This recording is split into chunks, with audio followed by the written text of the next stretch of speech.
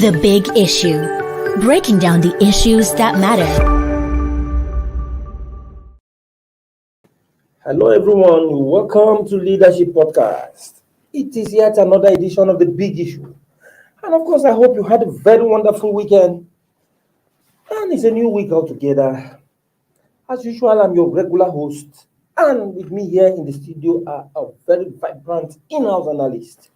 We have Silas Ezewu. Welcome. And of course, a renowned political analyst, Paul Agbo. It's a pleasure to be here. Together, we're going to take you on the big issue of the day, and of course, which is actually going to set the pace for others for the week. And that is the new Electoral Act and President Buhari's demand for further review. President Muhammadu Buhari on Friday insisted on a review of Section 84(12) of the Electoral Act 2022, which he signed. The provisions of the said section restricts serving political appointees, including ministers, from seeking elective offices. Of course, the president's reservation was apparent.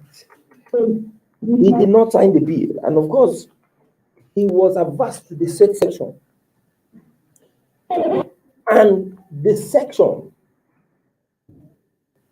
states, no political appointee at any level shall be a voting delegate or be voted for at the convention or congress of any political party for the nomination of candidate for any election. And of course, while signing the bill, the president said the latest version of the bill was a great improvement from the earlier version, which he refused to sign in November 2021. And of course, he said, in line with established tradition, he received input from relevant ministries, departments, and agencies of government after careful and thorough review of the bill and its implication for the democratic process in the country. And in respect of Section 84(12), the president had this to say. The practical application of Section 84(12) of the Electoral Bill 2022 will, if assented to, be operation of law, subject serving political office holders to inhibitions and restrictions referred to under 40 and 42 of the 1999 Constitution as amended. It is imperative to note that the only constitutional expectation placed on serving political office holders and qualify by extension as public officers within the context of the Constitution is resignation, withdrawal, or retirement at least 30 days before the date of the election.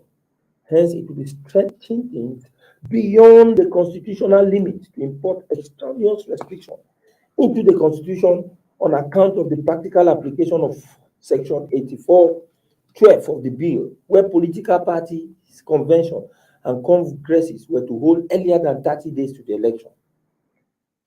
Well, Paul, you see, the president himself explained why he refused to sign that bill.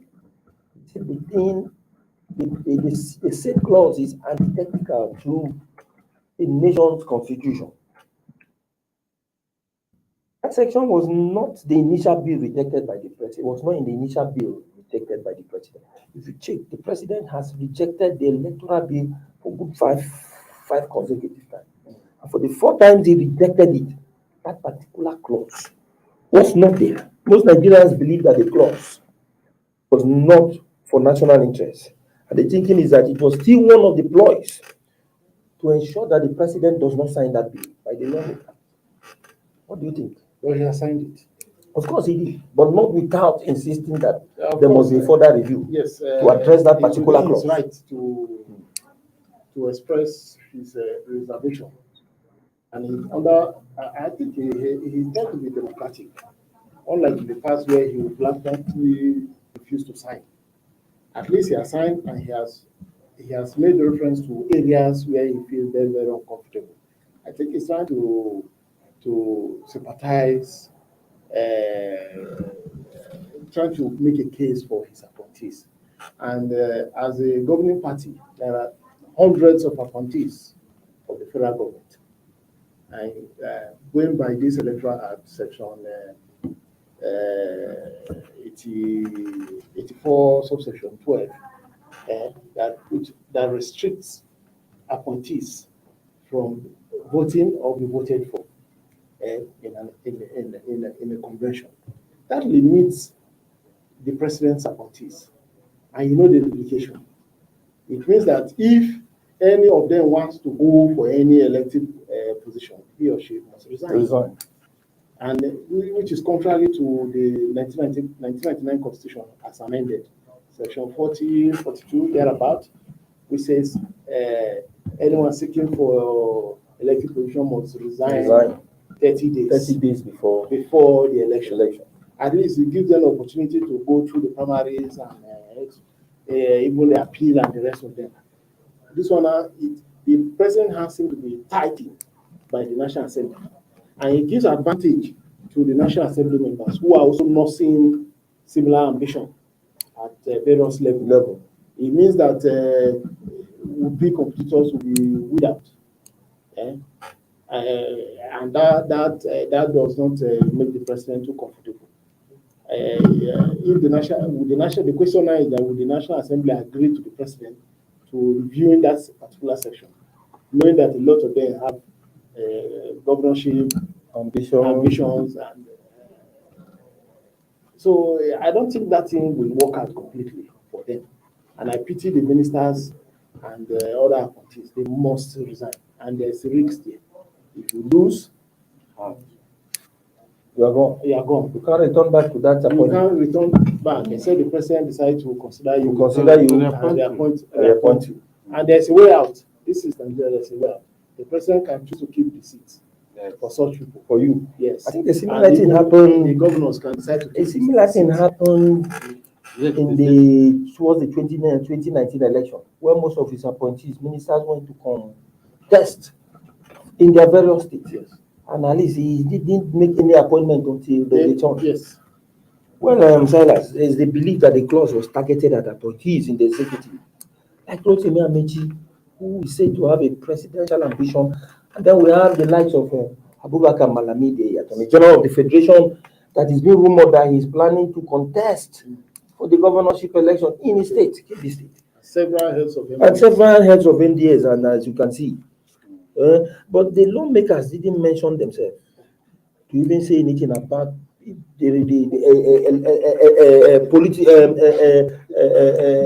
those elected. And the idea is that it was all about the executive arm of government. Yes. And that is why the president, yes. They are not resigning. The first law is self-preservation.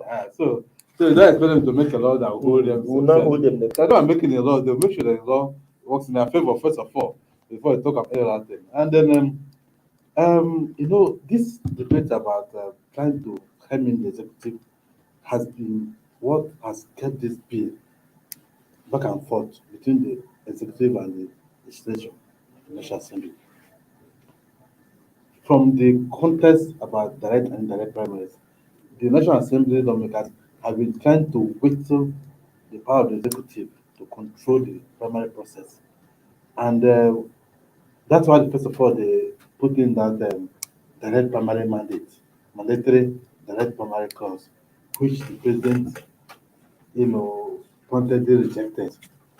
They wanted to make sure that everything in direct primary, they feel that the governors will not be able to control the system the way they control. And then that system, you can see how the governors match the presidency. All the one accord, they say they don't want this. And the president found a good, questionable convenient excuse that I was not giving the parties a choice. And he introduced the element of even consensus too. Okay, so they now went back and rejected the bill and added those ones. But in added those ones, so in order to try to tighten this process so that the governors and the executive will not just manipulate it to their favor, they still made the consensus very difficult. They now said all the aspirants must sign up to it before it becomes a consensus.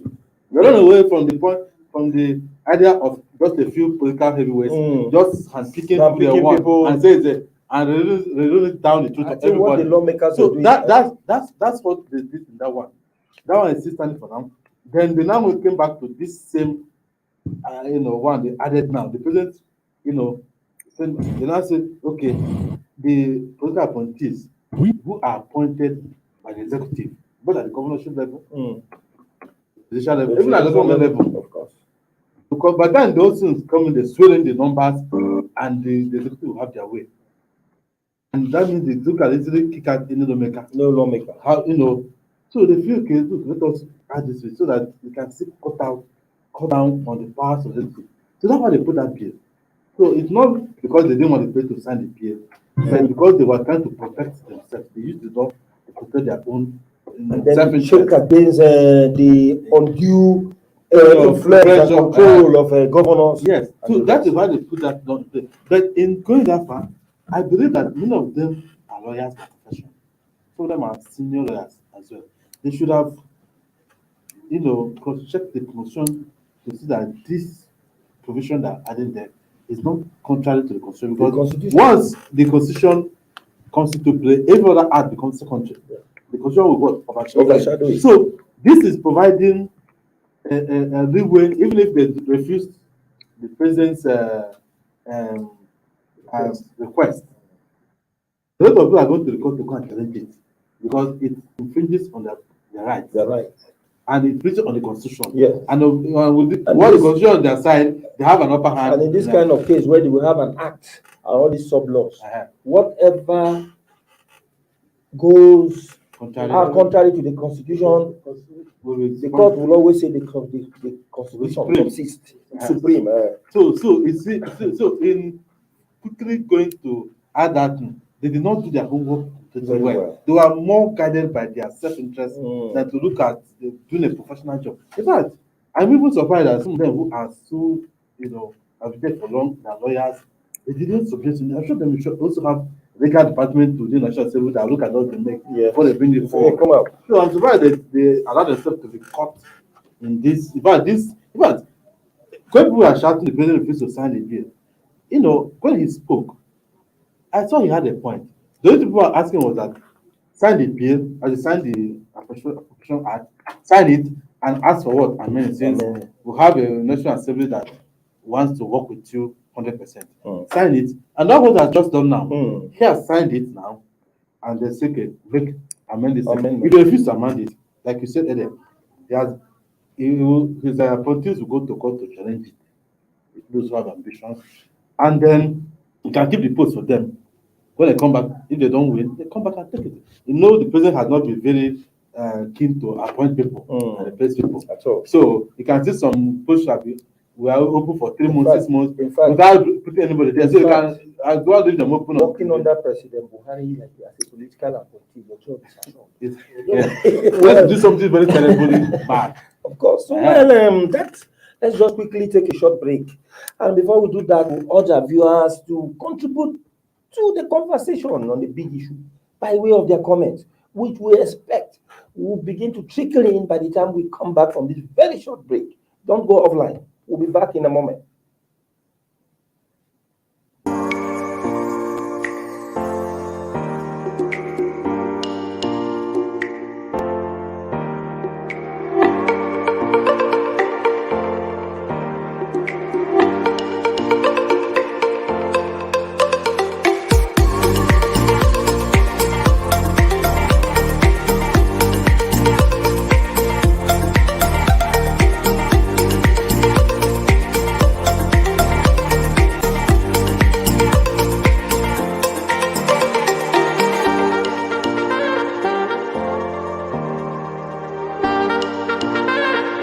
For sponsorship and advert placements, please contact 080-3688-6158. Last Word Leadership Podcast Studio. You have the last word.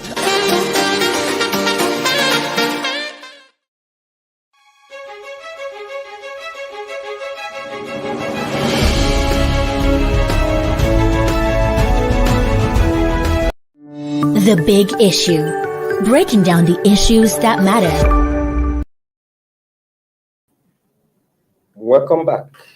We are still on the big issue in Leadership Podcast. And of course, the big issue of the day is the new Electoral Act and President Buhari's demand for further review.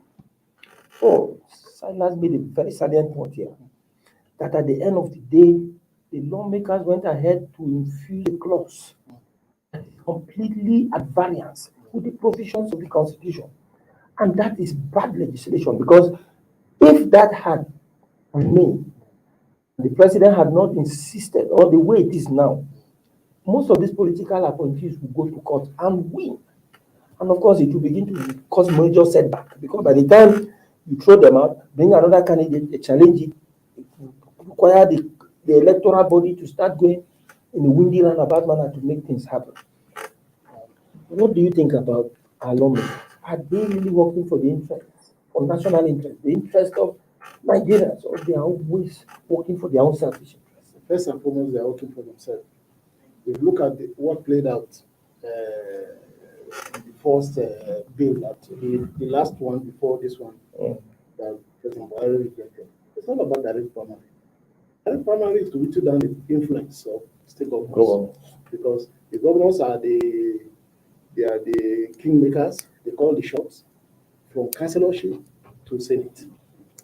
They call the shots. So they wanted to cut the powers of the influence of these governors by infusing or insisting on the direct primary clause in the bill. Thanks to the wisdom of the president and his handlers that saw the danger in it. So it was all about them, because some of them got tired of the influence of their state governors, going to having to kneel down before governors to plead and beg for their mercies and for their support. They didn't want. And some of these lawmakers are even older, more experienced than their state governors. Yes. Some of them were former governors. Former governors. Take for instance, Dajuma Goje of Gombe State. This gentleman from Abia State, Abaribe, Senator Abaribe. You cannot compare him with his experience. Even Zokalo, yes. Yes. They have a big number of former governors in the National So Assembly. they didn't want, because what some of the former governors didn't want to go back to the serving governors now, begging for their support, because they know what it takes. And they've enjoyed that. And they're operating from experience. So they have gone, and it's the same thing they did when they were there. At the end of the day, they don't want the governors now to be more very powerful the way they were. Coming from. And I know that even within the lawmakers, there were dissenting voices against some of these provisions. But because they were just among just a few minority having dissenting voices, the majority had their way. The minority can only have their say. So it's unfortunate that some of them did not look at the Constitution very carefully in making or in putting some of these provisions in the bill. Anything that goes contrary to the Constitution cannot stand. I think it's not as if they didn't look at it. It's just that in the bid to serve their own selfish interests, they turn blind. They become blind to the provisions of the Constitution. To slow or to weed out any opposition against their ambition. Take for instance now, look at Emmanuel Boacha. He said Senator Emmanuel Boacha from Taraba State. He did not accuse the PDP at the national level of anything. He now put the blame squarely on the governor and the PDP in Taraba State because of his ambition to become governor of the state. So you can see now that this provision also gave him some sort of leverage against would-be candidate or aspirant from Taraba State, who may likely go for the same governorship ticket or seat. So you can see the selfishness by our lawmakers, unfortunately. And I trust you, I trust some of these appointees will surely contest this provision. If they do not amend it, they will surely contest it. Yeah. So well, before the court of law. well, thank you, Paul. I see. I will still give it to Silas because he made one point here that at the end of the day, even that tactics wouldn't have even worked for them because although it might work at the state level where governors should, but for President Buhari, it wouldn't have worked because even this particular system, you remember in 2019 when some of the ministers went to their various states to come seek for elective positions. I think I can remember one or two ministers who, at the end of the day, left the portfolio, and that particular portfolio was left vacant until I think Ekiti State. Ekiti, yeah. The woman is of Yes, the until they return, until they return and occupy the.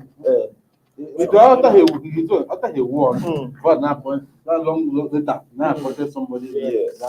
there.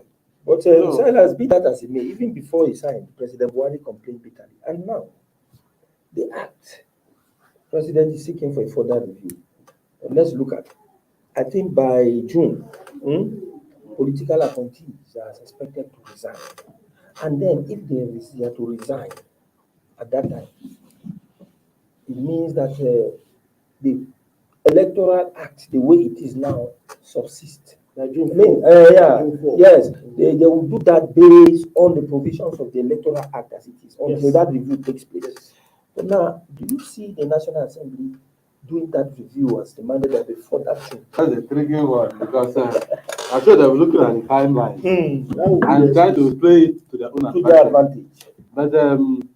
But one of the cover story part of was saying that the president signed it because he believes in the relationship between the National Assembly. There's a trust between the two of them, and I don't think the National Assembly will like to break that trust because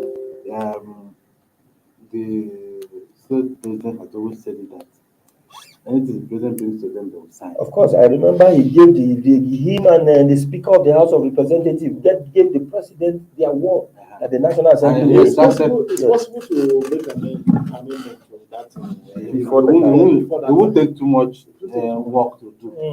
It's better they will try to play hacky-packy and then it so that they will rule out. But I don't think they will do that. To be for the good of democracy and to avoid all this litigation. Yes. To dissolve the constitutional crisis political and- system. There will be a lot of pre-election matters in court.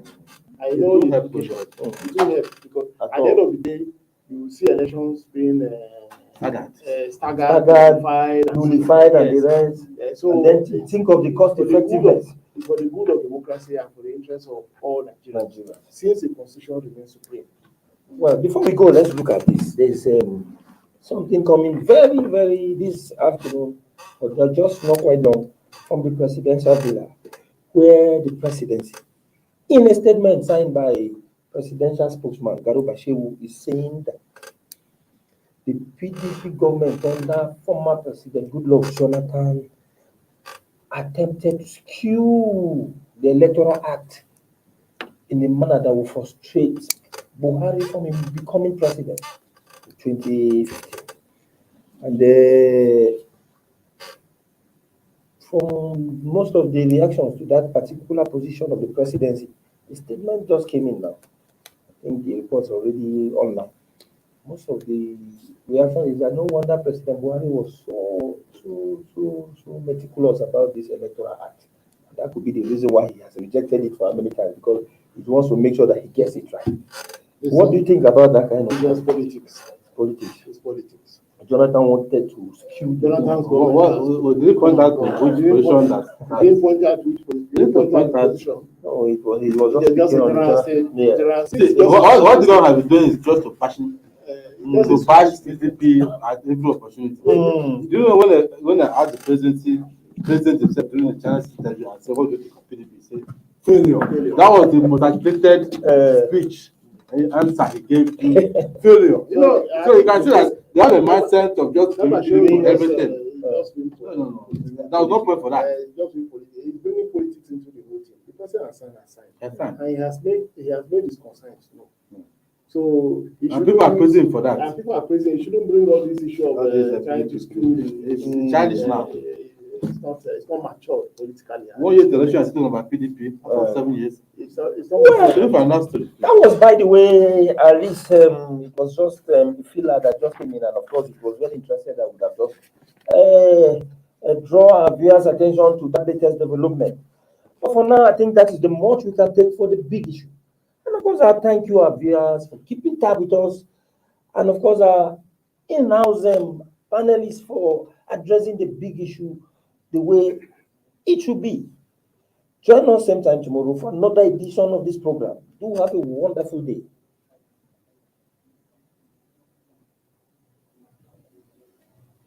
Thank you for watching. For sponsorship and advert placements, please contact 080-3688-6158. Last Word Leadership Podcast Studio. You have the last word.